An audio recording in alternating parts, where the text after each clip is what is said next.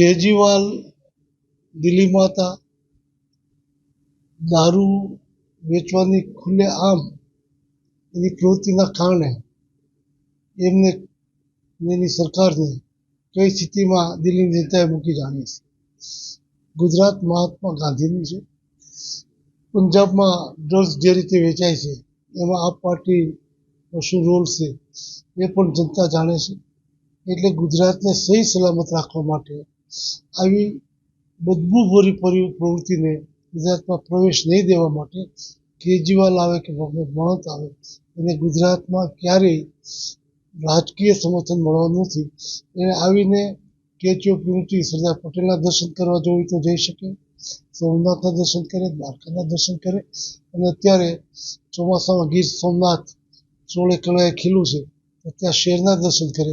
પણ મતનું સમર્થન એમને મળે એવી કોઈ શક્યતાઓ નથી.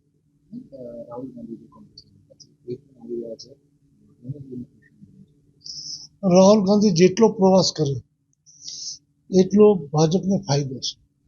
કારણ કે રાહુલ ગાંધીને રાજકીય ઇતિહાસની ખબર નથી, સામાજિકના તાણાવાણાની ખબર નથી, ક્યારે કઈ જગ્યાએ શું બોલવું એને એના સલાહકાર જે લખીને આપે એના આધારે વાંચીને કે યાદ રાખીને બોલવાનું થાય.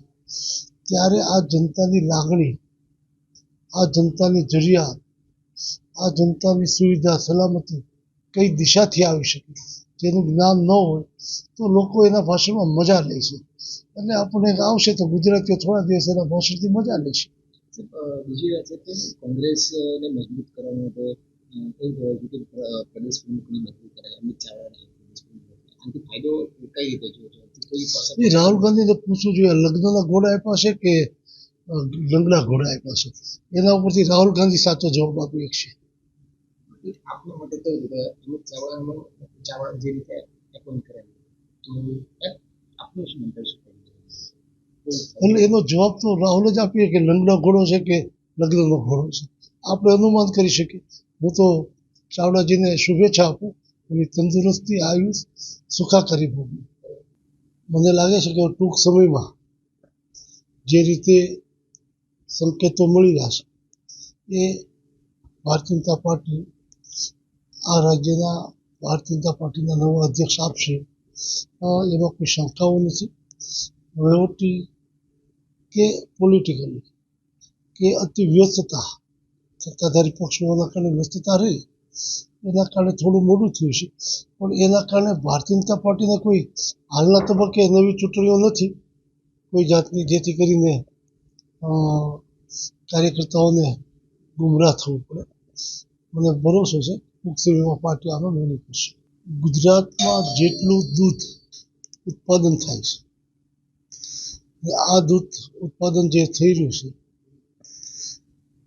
અને બીજા રાજ્યોમાંથી દૂધ મગાવાઈ રહ્યું છે, મોટા સંઘ દૂધ મગાવીને કોઈ વાંધો ન હોઈ શકે, પરંતુ વધારાનું દૂધ મગાવીને એનો પાવડર બનાવવામાં આવે અને પાવડર વેચવા માટે જાય તો પૂરતી કિંમત ના આવે, જેથી કરીને સ્થાનિક દૂધવાળાઓને જે નાની જિલ્લાની દૂધ મંડળીઓ હોય એમને પૂરતા ભાવ ન મળે એ સ્થિતિ સર્જાય છે.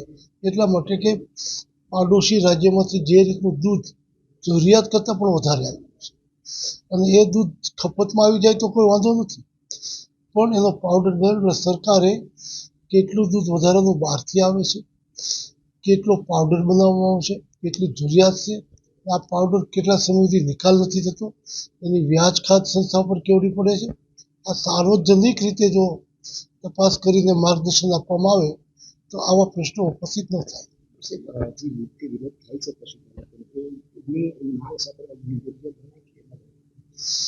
પશુપાલકોની માંગ વ્યાજબી છે, પણ દૂધ ધોળી નાખવું એનો રસ્તો નથી. કોઈ પણ કુદરતી જણસ દૂધ હોય કે કૃષિ ઉત્પાદન હોય એને રોડ પર વેડફી નાખવું, ધોળી નાખવું એ યોગ્ય નથી. એને યોગ્ય શિક્ષણ પણ આપવું જોઈએ અને યોગ્ય ભાવ મળે, એમને પોસાય એવા ભાવ મળે એ આપવા જરૂરી છે. કારણ કે જે મહેનત કરી રહ્યા છે, જે પશુપાલન વ્યવસાય સાથે હોય એને જ ખબર પડે દૂધની કિંમત ભાવ વધી ગયા એની વાતો કરીએ છીએ.